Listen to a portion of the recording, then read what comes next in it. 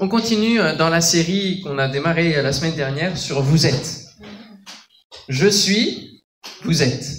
Le Seigneur nous a dit qu'il était plusieurs choses, notamment dans l'évangile de Jean, mais il nous a dit aussi à ses disciples et donc à chacun de nous que nous étions aussi certaines choses. Alors on va lire dans Matthieu chapitre 5 verset 14, Matthieu 5, 14 à 16. Ça va, vous avez vos Bibles avec vous? Matthieu 5, 14 à 16 nous dit « Vous êtes la lumière du monde. Une ville située sur une montagne ne peut être cachée. Et on n'allume pas une lampe pour la mettre sous le boisseau, mais on la met sur le chandelier et elle éclaire tous ceux qui sont dans la maison. Que votre lumière luise ainsi devant les hommes, afin qu'ils voient vos bonnes œuvres et qu'ils glorifient votre Père qui est dans les cieux. Amen. Amen. Alors, la semaine dernière, on a parlé du sel. Et je vous avais dit que je n'avais pas regardé combien de fois il y avait le mot sel dans la Bible. Mais il y est 32 fois. Alors, la question que je vous pose ce soir, combien de fois trouvons-nous le mot lumière dans la Bible, à votre avis? Beaucoup. Alors, beaucoup, ça veut dire quelque chose pour certains et autre chose pour les autres. Une centaine. D'autres estimations? 150, on s'approche. 190. Un peu moins. 168. 168 fois le mot lumière. Combien de fois trouve-t-on le mot ténèbres dans la Bible? Ça aussi, finalement, c'est très intéressant. À votre avis? Est-ce que c'est plus? Est-ce que c'est moins? C'est moins. La lumière, elle triomphe toujours. Amen. Amen. 132 fois. On n'est pas si loin que ça quand même. Pourquoi? Parce que c'est une opposition. Enfin, on comprend que les ténèbres existent parce que la lumière existe et la lumière existe parce que les ténèbres existent. C'est un duo incompatible, compatible. Il y a un réel combat. Il y a une opposition qui est tenue parce que les ténèbres fuient la lumière ou ils la remplacent lorsqu'elle n'est plus. Et c'est un élément que Dieu a eu besoin de créer dès le moment où il va déclamer que la lumière... Non, d'abord il dit que la lumière soit. Et la lumière fut. Ça c'est l'exécution, ça c'est l'exécution de la parole. Mais que la lumière soit. Ça c'est la proclamation. Et à ce moment-là, la lumière a commencé à exister. Ce qui est important de noter, c'est que les ténèbres existaient avant la lumière. Puisque les ténèbres, l'année, ils étaient là, ils étaient là sur ce monde, et l'Esprit de Dieu était là, amen.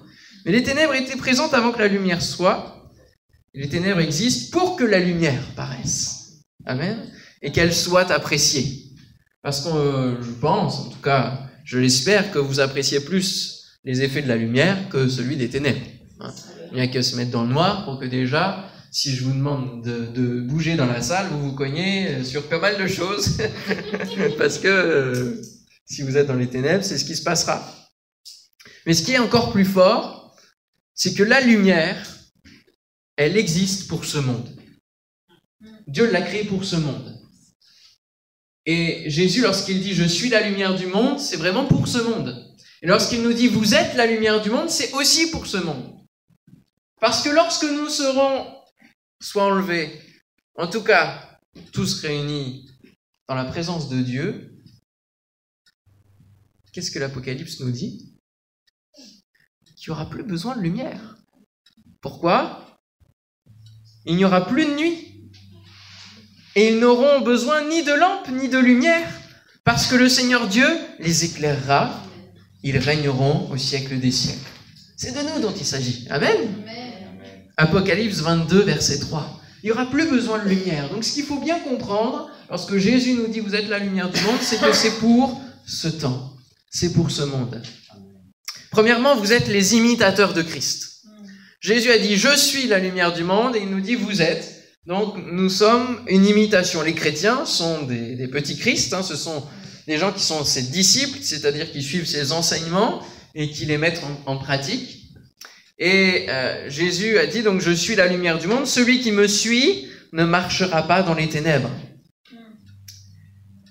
Et l'un de ses apôtres va dire dans 1 Pierre 2,9, vous au contraire, vous êtes une race élue, un sacerdoce royal, une nation sainte, un peuple acquis, à grand prix, afin que vous annonciez les vertus de celui qui vous a appelé des ténèbres à son admirable lumière. Quand on découvre la lumière révélatrice de Christ, c'est admirable. Pourquoi? Parce que cette lumière nous révèle notre noirceur, notre péché, nos ténèbres à nous. Mais elle ne fait pas que cela. Elle nous amène sur le chemin de lumière. Elle nous amène à suivre et à découvrir celui qui est la lumière, qui va éclairer le chemin qui est tout tracé par notre Dieu. Souvent on se demande, quelle est la volonté de Dieu pour moi? Quel est le plan de Dieu pour ma vie? Mon frère, ma sœur, il n'y a qu'à chercher à suivre la lumière. Il n'y aura pas à se poser la question. Si vous vous laissez conduire par le Seigneur, si vous laissez vos choix, vos décisions dans la prière, vous les remettez à Dieu, vous recommandez votre sort à l'Éternel, eh bien, il va vous conduire. Et les pas seront éclairés. On ne sait pas toujours comment ça va se passer, mais on n'a pas besoin de savoir comment. On a juste besoin de savoir qu'on est dans les pas du Seigneur. Celui qui me suit ne marchera pas dans les ténèbres.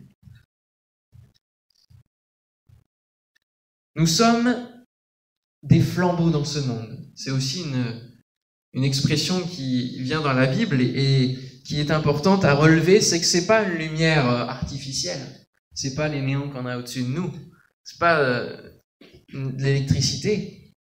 C'est un feu. Nous sommes la lumière du monde, nous sommes un feu. Et il doit y avoir un feu qui brûle en nous. Et c'est vraiment maintenant que nous devons brûler, briller, entretenir ce feu, et c'est ce que nous allons faire au travers de la prière. C'est ici et maintenant que nous devons briller. Dans l'évangile de Jean, je vais vous citer 3 passages. Jésus leur parla de nouveau et dit « Je suis la lumière du monde, celui qui me suit ne marchera pas dans les ténèbres, mais il aura la lumière de la vie.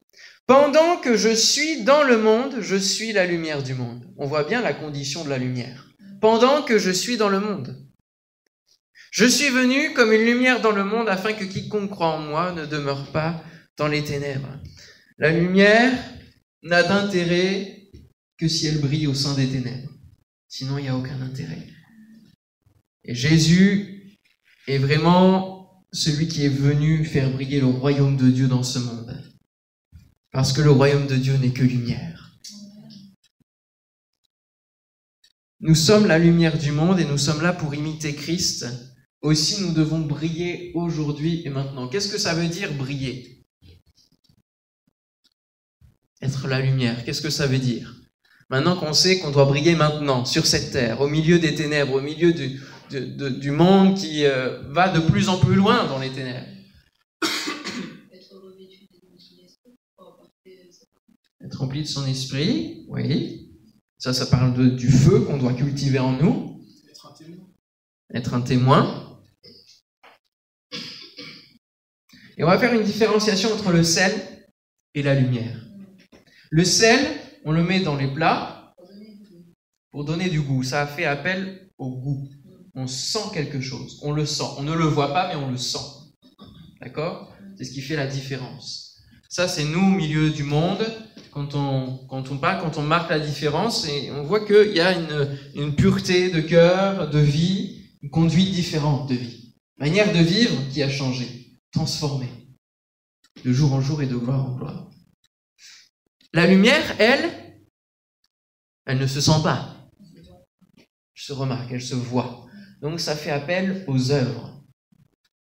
Au témoignage des œuvres. Pourquoi? Parce que le verset 16 nous dit que votre lumière luise ainsi devant les hommes afin qu'ils voient vos bonnes œuvres et qu'ils glorifient votre Père qui est dans les cieux. Donc le sel, c'est plus le témoignage, on va dire, verbal, un état, fait être chrétien. Et la lumière, c'est plus l'exposition de nos œuvres, du faire. Du faire. Vous êtes les imitateurs de Christ, mais vous êtes l'exposition de l'œuvre de chacun. Parce que quand on est dans un endroit et qu'on est rempli de la lumière de Dieu, eh bien, on va révéler finalement les œuvres des ténèbres qui sont autour de nous. Et ça peut ne pas plaire, n'est-ce pas? Parce que ce monde aime bien rester dans les ténèbres, dans les œuvres corrompues, etc., qu'ils peuvent faire. Et puis, ça révèle aussi nos propres œuvres. C'est ce que dit ce verset 16. Ce que nous faisons dans notre interaction à l'autre va se voir. Tout ce que vous faites en société, dans les différentes sphères que vous côtoyez, ça se remarque, ça se voit. Les gens regardent. Surtout si vous nous annoncez la couleur en tant que chrétien, ça se remarque. Ils le voient. Ne dites jamais « Ah, cette personne, je la reverrai pas. Bon, je peux me permettre de... » Permettre de quoi? Attention, on ne sait pas quels sont nos chemins et comment Dieu peut nous recroiser avec ces personnes. Ne dites jamais ces choses-là. Vous savez, parfois on peut se dire, oui, je ne verrai jamais cette personne. Il suffit qu'un jour, cette personne se présente à l'église et vous croise. Je dis, mais t'es chrétien, toi? Avec ce que tu m'as fait ou avec ce que j'ai vu? Oui. Qu'elle voit celui qui s'est mis en colère. Je sais pas, dans un magasin, vis-à-vis de quelqu'un. Ou alors qu'il lui a fait une queue de poisson en voiture. Hein? Et oui. Et puis hop, parti. Sauf que on peut recroiser. Donc notre témoignage est important dans ce que nous faisons. Alors bien sûr, je dis dans l'interaction que nous avons avec les personnes, ça ne veut pas dire que ce qu'on fait sans que les gens nous voient doit être dépravé aussi, hein, et qu'on doit se laisser aller dans notre intimité, dans notre intérieur. Quand les gens ne nous voient pas, on doit être les mêmes en toutes circonstances. Parce que c'est notre cœur qui nous amène à parler, c'est notre cœur qui nous amène à faire. Ce ne sont pas des œuvres de lumière que nous portons à ce moment-là, et c'est important que Dieu vienne peut-être mettre en lumière ce que nous avons fait de mal et qui est important de réparer. Nulle créature n'est cachée devant lui, mais tout est à nu et à découvert aux yeux de celui à qui nous devons rendre compte. Mais parfois, c'est aussi vis-à-vis de ceux qui nous regardent. Lorsque nous brillons, nous pouvons déranger, car nous exposons nos bonnes œuvres, et alors certains peuvent en être jaloux, mais aussi nous exposons les œuvres des ténèbres de ceux qui nous entourent, et alors là, ça trouble finalement l'activité de ce monde. Lorsque la lumière de l'Évangile et de cette vérité apparue dans Éphèse, ça crée du trouble, n'est-ce pas? Toute la ville entière s'est soulevée parce que Diane n'était plus honorée. La Diane des Éphésiens, ça a provoqué du trouble.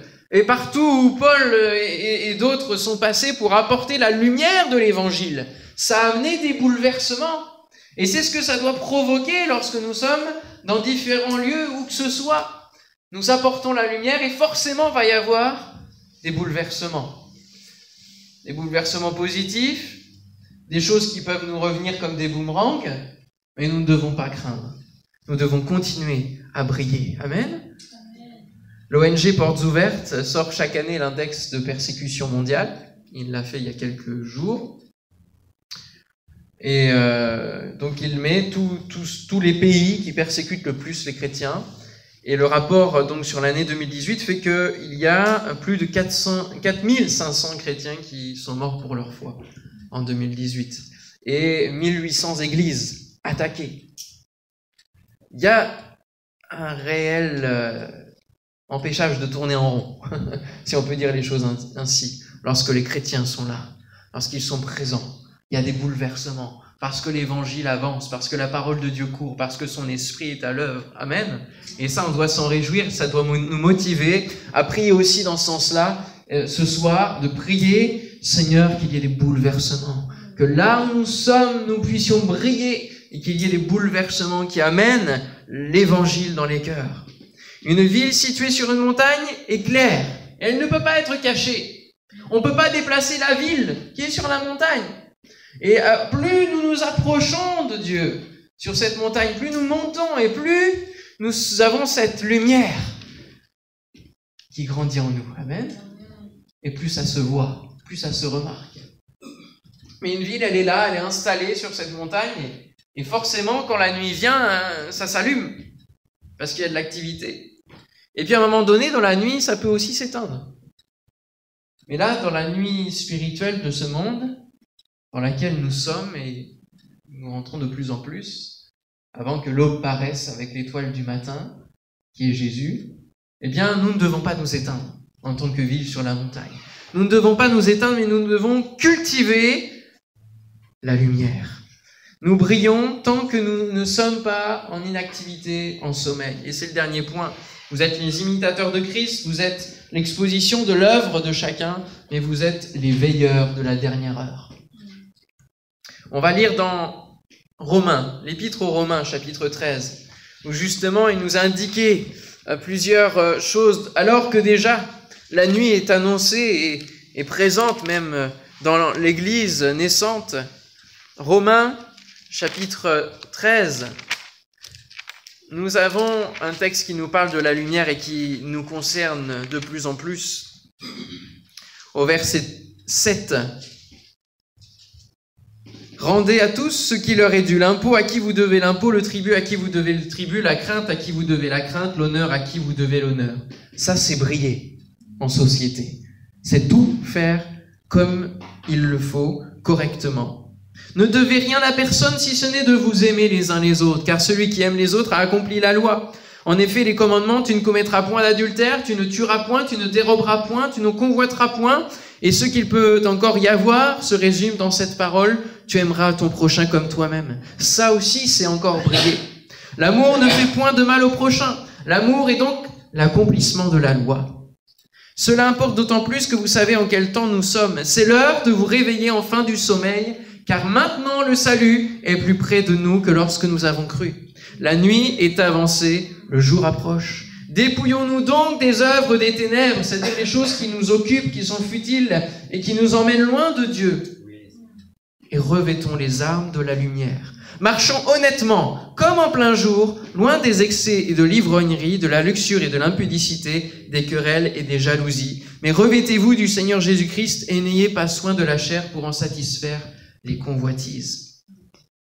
C'est tellement important, parce que nous avons tellement d'occasions dans ce monde de nous fourvoyer, de commencer à louvoyer, à nous compromettre. Avant de venir ici, j'ai tapé dans je ne sais pas trop quoi d'ailleurs, c'est un pan de voiture ou un poteau, je ne sais pas. En tout cas, mon rétro a tapé dans la vitre et la vitre s'est brisée. Ça a fait une déflagration dans ma voiture.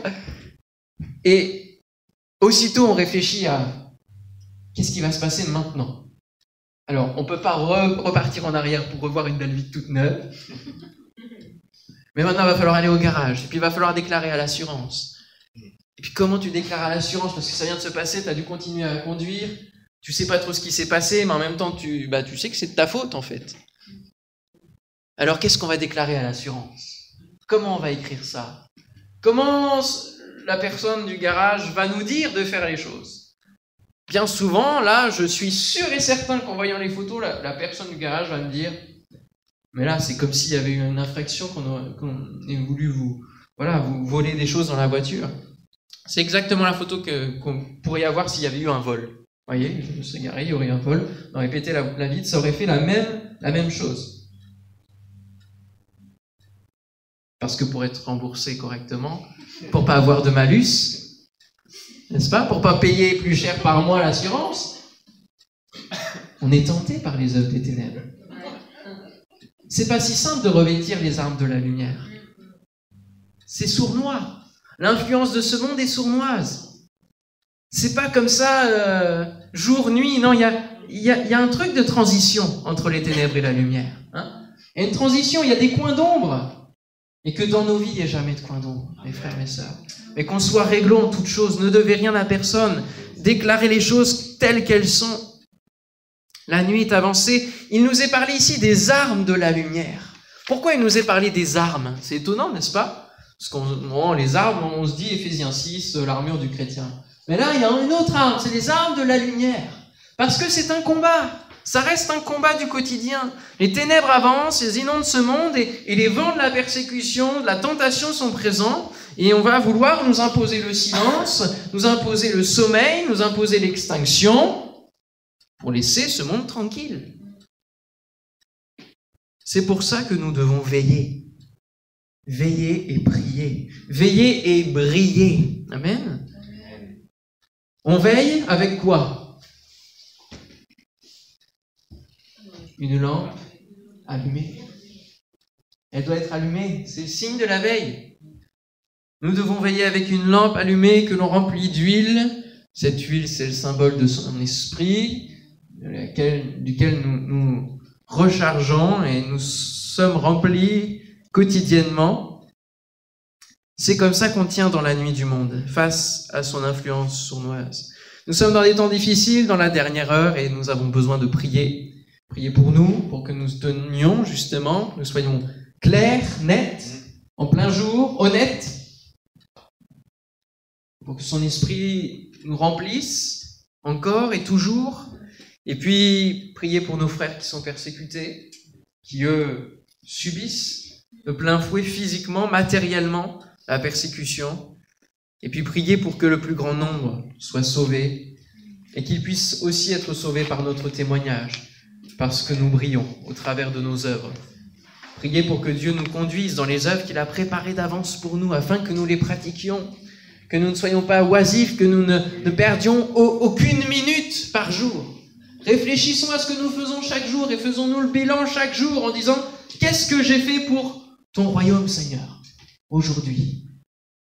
Est-ce que j'ai témoigné? Est-ce que j'ai financé quelque chose? Est-ce que je me suis mis en action? Est-ce que j'ai brillé pour que ton royaume amène encore des âmes à toi aujourd'hui, pour que la lumière brille?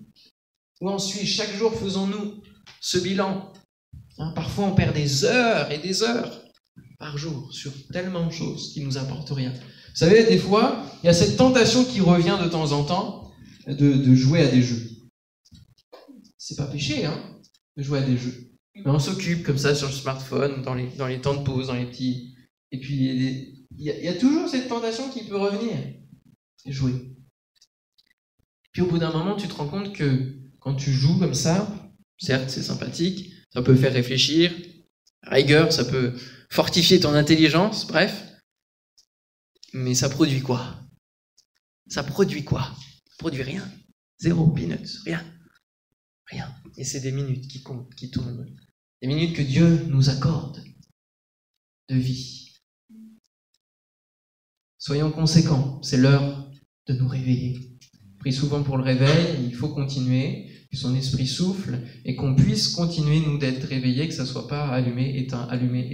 Jour, nuit, comme dans les visiteurs. Non, ça marche pas. Il faut être constamment allumé. Amen. Seigneur, ce soir, nous sommes venus pour prier, intercéder, élever ton nom, Seigneur, et Seigneur, nous ne voulons pas prier n'importe quelle manière, mais il y a des directions, et Seigneur, nous te demandons ta grâce, ta bénédiction ce soir sur nos vies. Nous avons besoin de toi. Nous avons besoin de toi pour briller, Seigneur mon Dieu, pour nous tenir dans l'honnêteté, dans l'intégrité de cœur vis-à-vis de toi. Oh Seigneur, nous t'en supplions. Viens poser ta main sur nos vies, viens nous donner d'être conséquents. Seigneur mon Dieu, Seigneur, tu nous appelles tous à témoigner, à partager la bonne nouvelle, parce que nous sommes tous bénéficiaires de ce salut. Aussi, Seigneur, tu nous donnes ce soir de réaliser combien de minutes nous pourrions mettre à profit pour ton royaume. Au nom de Jésus-Christ, donne-nous d'être la lumière. Comme toi, tu as été la lumière et tu as tout donné, tu n'as perdu aucune minute, aucune seconde. Tu as marché jour après jour jusqu'à cet objectif de la croix et de la résurrection.